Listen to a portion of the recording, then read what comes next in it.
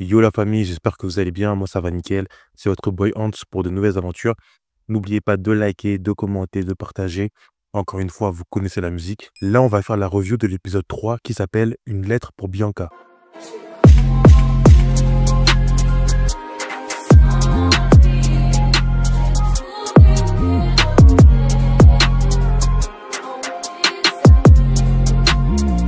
On commence l'épisode avec Petit Dragon, Bianca et la mère de Petit Dragon et Bianca. Ils sont en train de manger au restaurant tranquillement, ils discutent, ils se chamaillent. On a un rappel que Bianca a été adoptée par la mère de Petit Dragon. Du coup, on voit que maintenant c'est une vraie famille. Dès qu'ils ont fini de manger, Petit Dragon et Bianca et la mère de Petit Dragon sortent dehors. Petit Dragon a une canette, du coup il joue avec et il dit à Bianca « Et si on faisait la botte secrète ?» Du coup, il faut la botte secrète. On constate que la botte ressemble vraiment à ce que faisaient les frères Techno. C'est un peu pareil, il y a le coéquipier qui monte sur le dos et qui saute et qui tire. Ensuite, on est à la cafette avec les bleus et les bleus rencontrent les givrés et on constate que les givrés, c'est vraiment des farceurs. Et on nous dit que ce sera eux, les futurs adversaires des bleus. Personnellement, j'aime bien l'équipe des givrés, ils sont drôles, ils sont cool. En gros, c'est pas des méchants quoi. Ensuite, on a le directeur qui vient voir les bleus et qui donne une lettre à Bianca. Ensuite, on voit Tag et Jérémy qui jouent au foot ensemble. Et on a un appel de Gabriel. Du coup, Jérémy est content de voir Gabriel. Après avoir parlé du futur de Héloïse et de Samira, il demande à Jérémy qu'est-ce qu'il va faire après le foot de rue. Jérémy ne sait pas du tout ce qu'il va faire. C'est un peu l'intrigue qu'on avait dans les derniers épisodes de foot de rue, où chaque bleu commençait à s'intéresser à son avenir. Et à cette époque-là, Jérémy était toujours dans le doute. Et là, on voit que dans la saison 5, le doute est toujours présent. Il ne sait pas quoi faire après le foot de rue. J'aime beaucoup les thèmes comme ça parce qu'on voit que les personnages grandissent. Je pense que Jérémy est en 3e, l'année prochaine il sera au lycée. Et c'est intéressant de voir un personnage qui sera potentiellement pas là il y a une saison 6. Parce que Jérémy sera au lycée et je pense qu'il n'aura plus trop le temps pour le foot de rue. Parenthèse, pourquoi Gabriel ne demande pas aussi ça à Tag? Parce que Tag, à part le foot de rue, on sait même pas ce qu'il fait. Ensuite, on avance et on voit Bianca qui lit la lettre de sa mère. Parce que c'est sa mère qui lui a envoyé une lettre. Après 12 ans, elle se réveille que maintenant. Et elle lui dit qu'elle aimerait la voir. Et elle a mis son numéro de téléphone dans la lettre. Du coup, Bianca panique parce que si elle parle à sa mère, ça veut dire qu'elle ne sera plus avec la mère de Petit Dragon. Et Petit Dragon, comme elle est attachée à eux et maintenant c'est eux sa famille, elle a peur de se séparer d'eux. Et elle voit sa mère. Ensuite, on a Kani qui se pose des questions par rapport à cela parce qu'elle a vu Bianca triste et du coup, elle trouve ça bizarre. Kani lui demande c'est quoi la lettre qu'elle a reçue précédemment. Elle essaie de noyer le truc, mais Kani trouve ça toujours étrange. On avance dans le temps et on voit les givrés qui s'entraînent de manière très bizarre. Et Franck et Petit Dragon les observent et ne comprennent pas leur entraînement. Après avoir vu l'entraînement bizarre des givrés, Petit Dragon pense qu'ils font exprès pour les déstabiliser avant le match. Ensuite, Kani rejoint Jérémy et Jérémy a toujours un doute par rapport à son avenir. Il commence à faire une liste et il commence à barrer ce qui ne lui intéresse pas. Il a proposé boulanger à Kani et Kani lui a dit qu'il faut se réveiller tôt et il a barré le mot boulanger. Du coup, on est sûr que Jérémy ne sera pas boulanger. Kani lui dit qu'il a tout le temps pour penser à ça. Et Jérémy dit qu'elle a raison et qu'il va prendre sa vie en main.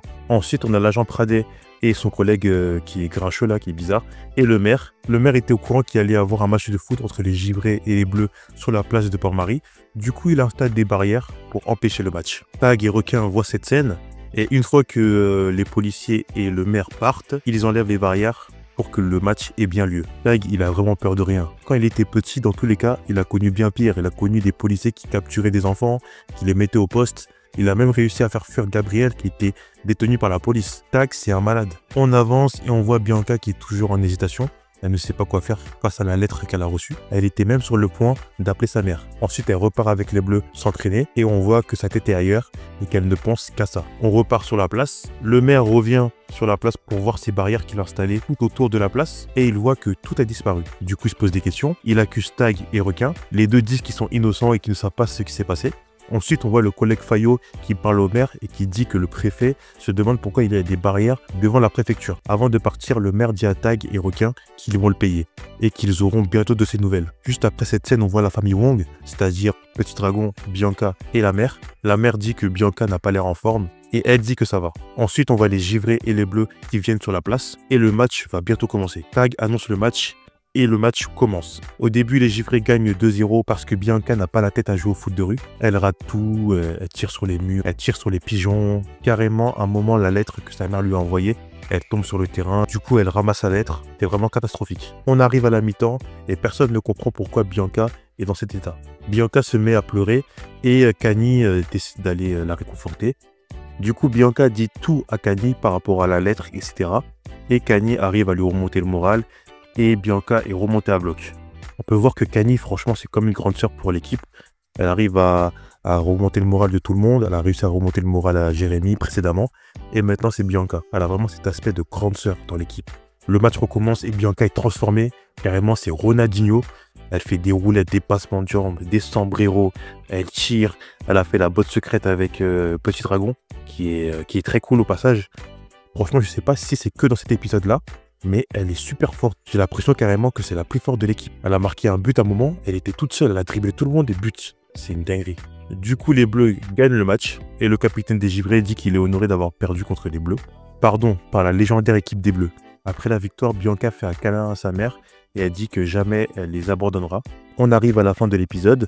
Bianca dit à Kanye en gros que sa mère est arrivée trop tard, que maintenant elle a déjà une famille et qu'elle pense ne pas la recontacter parce qu'actuellement elle se sent bien avec Petit Dragon et sa mère. Ensuite elle quitte la chambre et Bianca fait genre qu'elle va récupérer Zazu, sa peluche, alors que pas du tout, elle a récupéré la lettre parce que la lettre elle l'avait jetée à la poubelle et du coup la lettre elle le met dans son bac à jouer.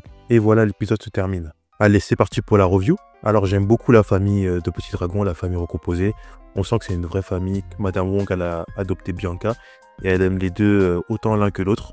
C'est vraiment beau. Par rapport à la botte secrète, j'aime beaucoup la botte secrète qui ressemble à la botte secrète des frères Techno. Elle est vraiment très intéressante. Je pourrais pas vous dire ce que je préfère entre les deux, même si pour la nostalgie, je vais dire la technique des frères Techno parce que là, c'est encore récent. Mais la technique de Petit Dragon et Bianca, elle n'a pas à jalouser l'ancienne, même si c'est beaucoup inspiré. J'aime beaucoup les Givrés, comme je vous avais dit précédemment. Quand on avait vu le thriller de la saison 5 ensemble, j'avais dit que les Givrés avaient un bon chara-design, et je le pense toujours. Ils sont vraiment stylés. À part que des fois, ils font des blagues qui sont pas très drôles. Mais je les aime bien quand même. Ça fait plaisir de voir des équipes rivales qui ne sont pas forcément malveillantes. Le moment aussi, on voit Jérémy qui sait pas ce qui va se passer après le foot de rue, c'est intéressant aussi.